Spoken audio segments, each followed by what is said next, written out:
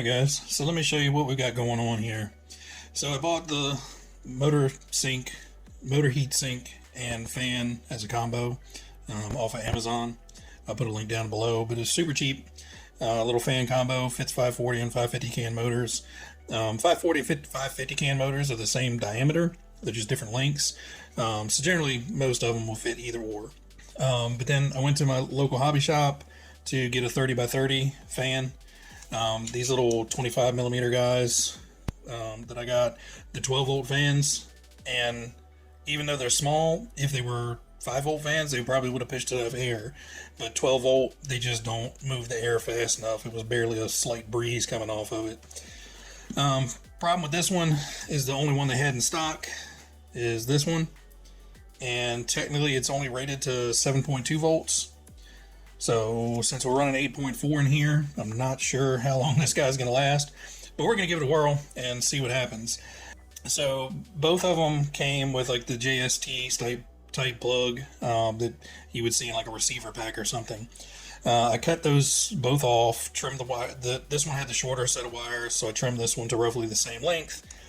On the Dean's plugs that I put on things, this black part will separate from the red part. So the wires are soldered to the other end of the leads coming through the red part. So basically I just popped this off, ran the wires up through the gray part, and soldered them directly to the terminals. And the reason I did that is because the moment we plug it in, we now have fans. And if you can hear that guy singing, that's this one. Like I said, I'm not sure how long the lifespan of that one's going to be. This one, running full speed, puts off a decent amount of air, and you can barely hear it. But this one, I think he's kind of over-revving a touch. But it was an $8 fan, so we'll see how long it lasts. If I get a dozen or so runs out of it, it'll be great. If I get one out of it, I might be a little sad. But now that we've got it ventilated and hopefully keep it from overheating, we'll take it outside and see how it actually does. So let's go outside.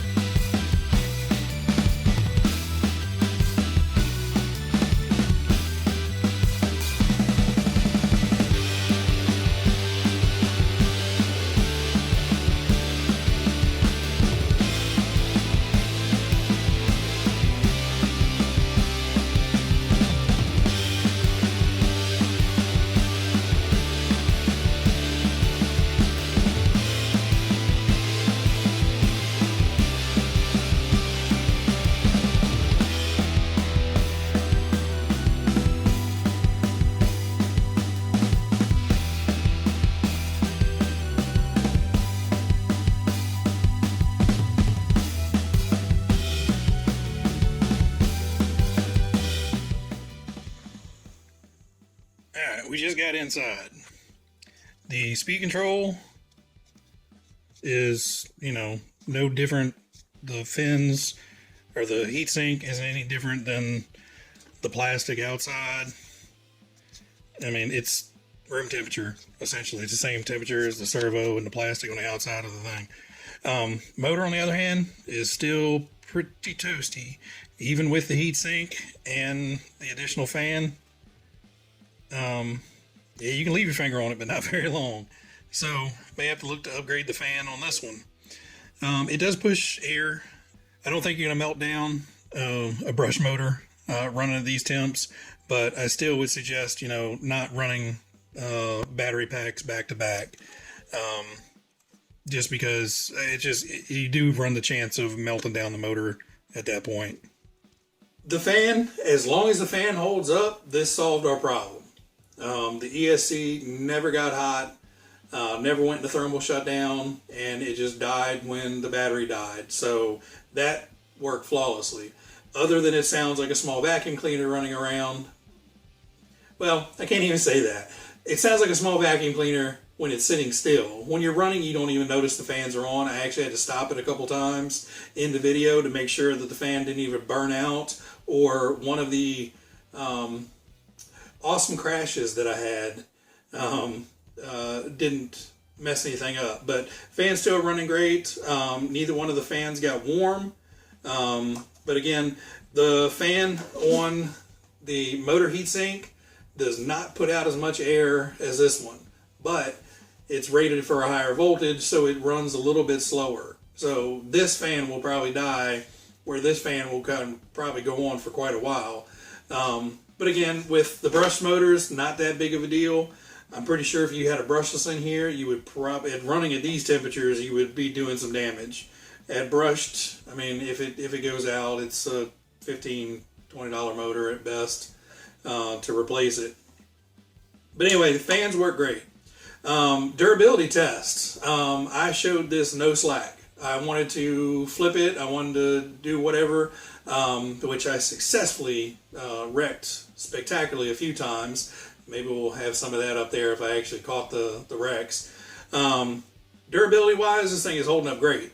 I smashed this directly into the concrete drop off on front of my garage. It actually left a black mark on the concrete, stopped it dead in its tracks, and everything looks fine. I also ran it almost full speed into a tree. I was paying attention to both where the camera was pointing to try to get to, because I have the little hat cammy deal, trying to keep the truck in track, and our Beagle has a love-hate relationship with the trucks. She wants to chase them, but she also is terrified of them. So if you hear any whining in any of the videos, it's not because I'm being mean to her, it's just she torments herself. But anyway, ran it, no problems at all. Everything ran fine. Like I said, I smashed it, I trashed it. It did flips and somersaults, ended up on its lid 5 or 6 times at full speed. And, you know, other than dirty and scratched up body a bit, but even that still looks good. Works great. So as far as durability, so far I'm happy with it. Kind of sad that I had to retrofit some fans on here, so I really think Arrma needs to come out with some ESCs with fans on them already, and potentially a heatsink for this thing, because, you know, this is a bad experience for somebody new coming in and spending that much money on a truck, and then figuring out you're only going to get 2/3 of a battery through it before the truck overheats. That's not cool. So yeah, I'm pretty sure Arrma should have, you know, stuck a $8 fan on it to start with, and probably wouldn't have had any complaints from me at all, other than the motor getting pretty hot. But, you know, is what it is. All right, guys, I'm going to cut it short. I've been rambling on long enough. I'm on vacation next week, so there's probably going to be a little bit of delay in videos, but yeah, we got some new kits. We got the Rising Fighter and a Midnight Pumpkin to work on soon, so you'll be seeing those in some upcoming videos, and this little abomination potentially, if I can work out the kinks with it. But anyway, hope you guys enjoyed it. Thanks for stopping by the playground, and I'll catch you next time. Bye.